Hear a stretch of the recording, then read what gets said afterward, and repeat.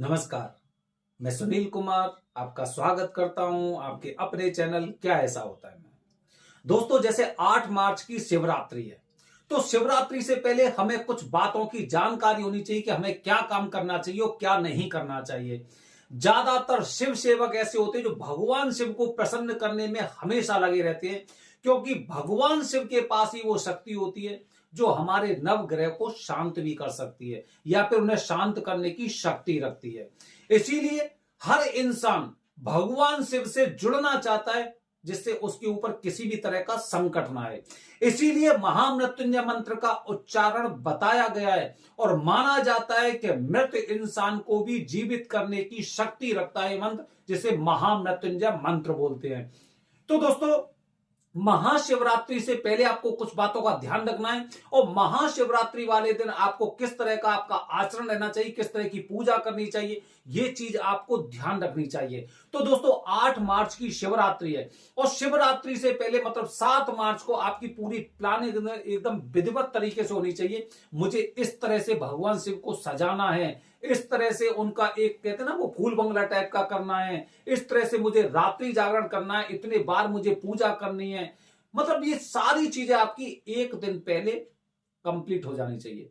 इसके साथ ही बहुत से मैंने लोगों को देखा है कि महाशिवरात्रि का व्रत तो कल है, तो आज वो पार्टी भी करते हैं, वो नॉनवेज का सेवन भी कर सकते हैं, वो मांस मदिरा का सेवन कर सकते हैं। मतलब किसी तरह का ऐसा कार्य आपको बिल्कुल नहीं करना चाहिए। हालांकि इस बार गुरुवार है, इससे एक दिन पहले तो बहुत से लोग गुरुवार का विचार कर देते हैं लेकिन इससे पहले अगर इत्तेफाक से अगर ये गुरुवार की महाशिवरात्रि होती तो बहुत से लोग ऐसे होते जो बुधवार को मांस मदिरा का सेवन जरूर करते, अंडे वगैरह का सेवन करते।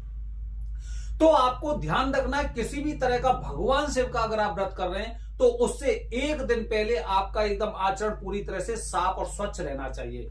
किसी भी तरह का मांस मदिरा या इस तरह की चीजों का सेवन नहीं करना चाहिए। दूसरी बात दोस्तों, काफी ऐसे परिवार होते हैं जिनके पारिवारिक जीवन में पति पत्नी के बीच संबंध बहुत अच्छा रहता है। ऐसे लोगों को ध्यान रखना चाहिए कि इन्हें आपस में कहते ना इंटरकोर्स नहीं करना चाहिए या फिर संभोग की क्रिया एक दिन पहले नहीं करनी चाहिए। हमारा ध्यान भगवान शिव की ओर लगा रहना चाहिए, भगवान शिव की पूजा के लिए, और पूरी जो गतिविधि अगले दिन होने वाली है उसमें रहना चाहिए। तो इसका ध्यान रखना है और प्रयास करिए आपके घर में लहसुन प्याज तो होने भी नहीं चाहिए, लहसुन प्याज नहीं होने चाहिए आपके घर में। ये आपकी पहले से तैयारी होती है। अगले दिन दोस्तों, अब आप अगले दिन क्या करेंगे? सबसे पहले जब तक भगवान शिव पर बिल्व पत्र और जल अर्पित ना कर दें तब तक आपको पानी भी नहीं पीना चाहिए, पानी भी नहीं पीना चाहिए। बहुत से लोगों में मैंने आप देखिए कि सुबह सुबह उठते उठते तो उन्हें गर्म पानी चाहिए या चाय चाहिए। इस तरह से मैं कोई भी चीज मैं तब ग्रहण करूंगा जब भगवान शिव जी पर मैं उन्हें अर्पित करूंगा, भगवान शिव जी को मैं दूंगा। भगवान शिव जी को आप इस तरह से मानिए कि वही आपके परमेश्वर हैं, पहले उनकी सेवा करनी है, उसके पश्चात मुझे अपने शरीर को देखना है। इस तरह से आपको सबसे पहले उठते ही और भगवान शिव की पूजा करनी है, बेलपत्र चढ़ाने हैं, और बेलपत्र चढ़ाने के पश्चात धतूरा होता है या जल होता है, उसके पश्चात आप पानी पी सकते हैं। इन बातों का ध्यान रखना है। पूरे दिन में किसी की चुगली नहीं करनी, किसी की बुराई नहीं करनी, आलतू फालतू चीजों में ध्यान नहीं लगाना है, क्योंकि बहुत सी मैंने महिलाएं ऐसी देखी हैं जब एक साथ उपस्थित होती है तो थोड़ी देर तो भजन करती रहती हैं, उसके पश्चात वो अपने परिवार की बातें करती रहती हैं। अपने परिवार की बातें ना करते हुए आपको विशेष रूप से एक बात ध्यान रखनी है कि जो गिरजा माता की माता ने, जो मैना थी, हिमाचल की पत्नी, राजा हिमाचल की पत्नी थी, जो उन्होंने ज्ञान अपनी पुत्री गिरजा माता को दिया था, ऐसी चीजों पर उनको चर्चा करनी चाहिए। भगवान शिव जी पर कभी भी भूल कर भी आपको रोली नहीं लगानी है। और आज महाशिवरात्रि वाले दिन जितने बार भी आप पूजा करें तो चंदन का आप पहले से प्लान करके रखिए, पहले से आप मंगा कर रखिए। शुद्ध चंदन का जो पाउडर होता है उसका भगवान शिव जी पर, शिवलिंग पर लेप करना चाहिए। आज के दिन शिवलिंग की पूजा बताई गई है, क्योंकि माना जाता है वेदों के अनुसार कि इसी शिवरात्रि वाले दिन से ही भगवान शिव जी के शिवलिंग की पूजा शुरू हुई थी, प्रचलित हुई थी। ठीक है, बहुत से लोग मैंने ऐसे देखे जो अपने घर में नाना प्रकार के तरह तरह के उन्होंने शिवलिंग रख रखे हैं। हालांकि इसमें काफी विरोधाभास है। हम कभी किसी को सलाह नहीं देते कि आप अपने घर में शिवलिंग रखिए। अगर रखना है तो अंगूठी के बल का आपको पारद का शिवलिंग रखना चाहिए, अन्यथा भगवान शिव पार्वती का जो परिवार होता है उनके परिवार की आप तस्वीर रखिए, पूजा करिए। पूजा करने के लिए आपको मंदिर ही जाना चाहिए। आप अगर ये सोचे घर पर ही मैं इस तरह की पूजा कर लेता हूं, क्योंकि शिवलिंग कहां होगा? शिवलिंग होगा मंदिर में, घर में नहीं रखते हैं। बहुत से छोटा छोटा रखते हैं, उसकी एक अलग बात है। लेकिन मंदिर में, किसी प्रतिष्ठित मंदिर में जाइए, वहां पे जाकर कम से कम एक बार आपको वहां पर भगवान शिव जी पर भांग चढ़ाइए, उन पर चंदन का लेप करिए, उन पर इत्र चढ़ाइए और उन पर धतूरा चढ़ाइए, बिल्वपत्र चढ़ाइए, जल चढ़ाइए, मीठा जल चढ़ाइए, दूध चढ़ाइए, इस तरह की चीजें चढ़ाइए। अक्षत भी आपको छांट छांट कर रखने हैं। अक्षत में कोई भी कटा फटा नहीं होना चाहिए। एक टूटा हुआ अक्षत आपकी पूजा को खराब कर सकता है। और रोली भूलकर भी ना चली जाए भगवान शिव जी की तरफ, इस बात का भी आपको ध्यान रखना है। बहुत से मैंने लोगों को देखा है कि एक इंसान को देखा, फिर दूसरे इंसान को देखा और देखते देखते वो ऐसे गलत काम करने लग जाते हैं। भगवान शिव जी पर कभी भी तुलसी नहीं चढ़ाई जाती है। भूल कर भी तुलसी मत चढ़ाना, भूल कर भी तुलसी का कोई प्रसाद भगवान को मत चढ़ाना। बहुत से लोग होते हैं जो पंचामृत बनाते हो, पंचामृत में तुलसी के पत्ते डाल देते हैं। तो तुलसी के पत्ते अगर डाल दिए तो उससे भगवान शिव जी को आप अभिषेक मत करिए। इस तरह की छोटी छोटी बातें होती हैं। इसके पश्चात दोस्तों जो सबसे महत्वपूर्ण बात है कि भगवान विष्णु को आज के दिन ही भगवान शिव जी ने आशीर्वाद दिया था षष्ठी के पालक के रूप में। तो भगवान विष्णु की पूजा भी आज करना उतना ही बेहद जरूरी है, उतना ही बेहद जरूरी है जितना भगवान शिव जी की आप सेवा कर रहे हैं।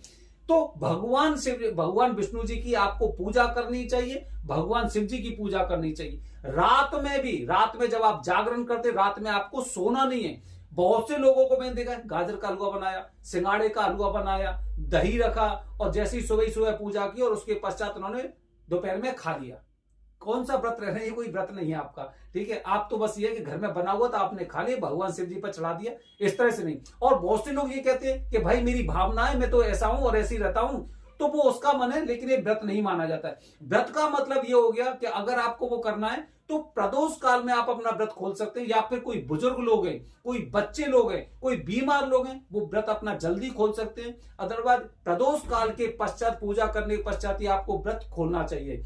रात्रि का जागरण इस दिन बड़ा बेहद महत्वपूर्ण होता है, क्योंकि माना जाता है कि अगर किसी इंसान ने महाशिवरात्रि का व्रत किया है और रात्रि में जागरण नहीं किया तो उसका व्रत पूरी तरह से पूर्ण नहीं माना जाता है। पूरी रात्रि जागरण होता है। आप जितने तरह से भजन कीर्तन या पाठ पूजा कर सकते हो उतनी तरह से आप करिए। हम लोग 4 तरह से पूजा कर सकते थे, लेकिन इस बार कुछ ऐसा व्यवधान हुआ कि हम व्रत भी नहीं रह सकते। इस बार भोलेनाथ जी का मैं नहीं रह सकता, सभी की बात नहीं कर रहा, मैं और मेरा परिवार इस दिन व्रत नहीं रह सकता। कुछ सूतक लगा हुआ है घर परिवार में, जिसकी वजह से। तो दोस्तों ये छोटी छोटी सी चीजें होती हैं। अगले दिन भी आपको अगर संभव है तो आप किसी ब्राह्मण को या बच्चों को भोजन कराइए या फिर प्रसाद बांटिए, उसके पश्चात आप प्रसाद ग्रहण कर सकते हैं। तो भगवान शिव को क्या क्या चीजें पसंद है उनका विशेष रूप से आपको ध्यान रखना है, क्योंकि भगवान शिव के लिए सबसे पहली जरूरी चीज होती है माता पार्वती। क्योंकि माता पार्वती ने जितनी उनकी सेवा की थी समय समय पर, चाहे वो भांग में, हालांकि आपने तो भजन सुने होंगे, ठीक है, तो जिस तरह से सेवा की तो उसी तरह से आपको माता पार्वती की पूजा करनी है। और प्रथम देवता गणपति महाराज, उनकी पूजा तो आपको करनी है, क्योंकि किसी भी शुभ कार्य से पहले भगवान गणपति की पूजा की जाती है, तो उन पर आपको दूब भी चढ़ानी चाहिए। तो दोस्तों ये ऐसी जानकारी होती, एक विशेष रूप से ध्यान रखना। बहुत से लोगों को मैंने देखा है जिस घर में पूजा पाठ हो रही है उसमें से कुछ लोग ऐसे होते हैं जो व्रत नहीं रहते। अब व्रत नहीं रहते तो उसी समय वो कुछ चने कर लेते हैं या कुछ भी नमकीन मंगा लेते हैं, उसमें प्याज वगैरह काट पीट कर खाते हैं। पूरे घर का व्रत खत्म कर सकते हैं आप ऐसी हरकतों से। तो इन सब बातों का आपको ध्यान रखना है। दिन में आप 2 बार 4 बार जितने बार आप लिक्विड पी सकते हो उतना पिए, खाने अन्न कम से कम मत खाइए। एक दिन तो आप रुक सकते हैं। तो ऐसी ये चीजें, अगले दिन आप आराम से खाइए, सोइए, अपनी पूरी नींद लीजिए, स्वस्थ रहिए। और अगर आपको किसी परेशानी की वजह से कुछ ऐसा करना पड़ रहा है कि आपको समय समय पर खाना पड़ रहा है, तो वो आप खा सकते हैं, क्योंकि वो आपकी मजबूरी है, उसे भगवान भी जानते हैं। भगवान से हम कोई चीजें छुपा नहीं सकते। तो दोस्तों, ये कुछ ऐसी छोटी छोटी जानकारी, छोटी छोटी बातें जो महाशिवरात्रि पर हर इंसान को पता होनी चाहिए। बने रहिए हमारे चैनल के साथ दोस्तों। हर हर महादेव। हरि ओम।